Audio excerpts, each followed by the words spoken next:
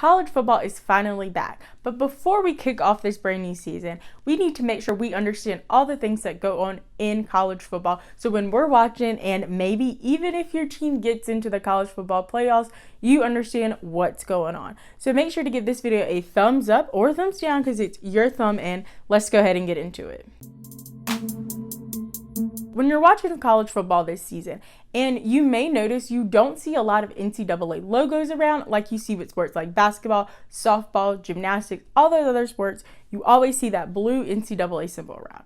Well, that's because the NCAA kind of doesn't run college football. In June of 1984, the Supreme Court decided that the NCAA cannot control broadcasting and media rights. This allowed football teams, especially the ones in Oklahoma, Georgia, and Notre Dame, to start controlling their own broadcasting.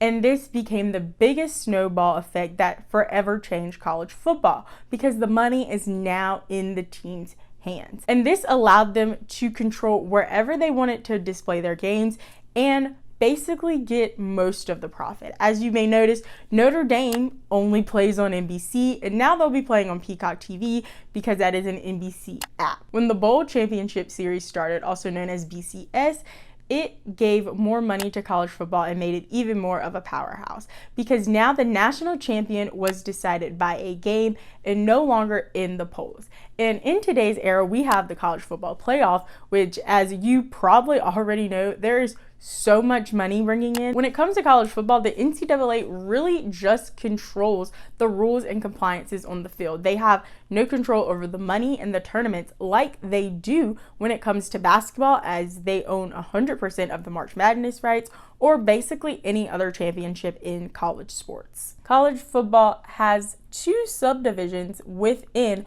the Division I category. And you have the one most people know about, which is FBS, also known as the Football Bowl subdivision. And this is where most teams you probably know about play in. And this is because most teams, once they get that 6th win within the season, they can play in a bowl game. And that is where all the teams go at the end of the year if they meet that 6-game requirement. In FBS, you have 10 conferences and over 130 schools or teams, whichever way you want to say it. And you have the Power 5, which most people know of, the ACC, the SEC, the Big 10, the Big 12, and the Pac-12.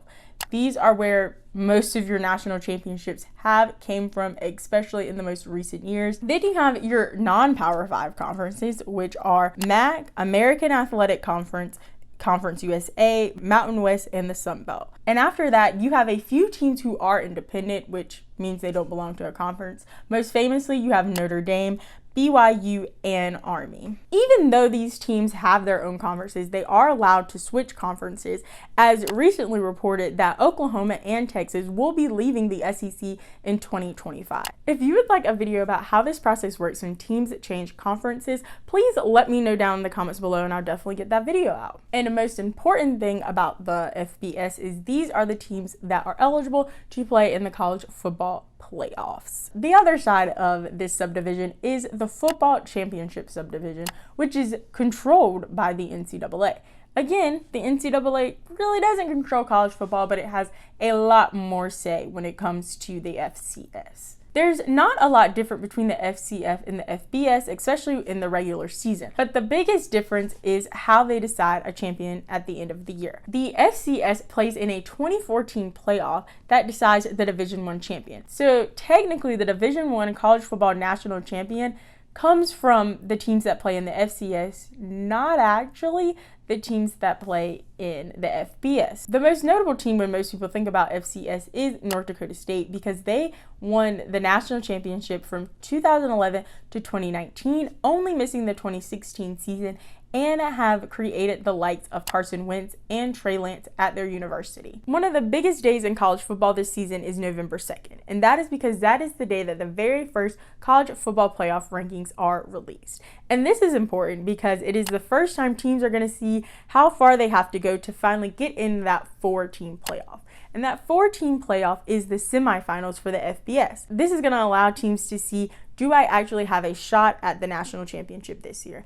Now, teams can move anywhere from 1 to 25 or even off the list. When the committee decides at the end of the college football season who are those top 4 teams, a lot of people disagree with this process, and they're looking to expand the 14 playoff to a 12-team playoff, which was proposed this year, but they said there's absolutely no way that's going to happen in the 2021-2022 college football season. The people on this committee are made up of athletic directors from various schools, but the one thing I find very kind of conflict of interest with this is that most of them are still active at those universities. So don't you kind of maybe think they're pulling for their own team? Now that you know so much about college football, make sure to check out this video right here where I talked about the NCAA transfer portal and how it works, because a lot of people who enter the transfer portal will be playing in this upcoming season. Make sure to subscribe and hit the bell to be notified every time I post a new video, which are on Mondays and Thursdays at 11 a.m. Eastern Standard Time. Let me know down in the comments below, who do you think is going to win the college football playoffs this year?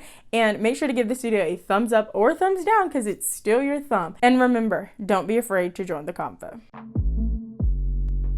How this process works when teams try, I cannot get this out.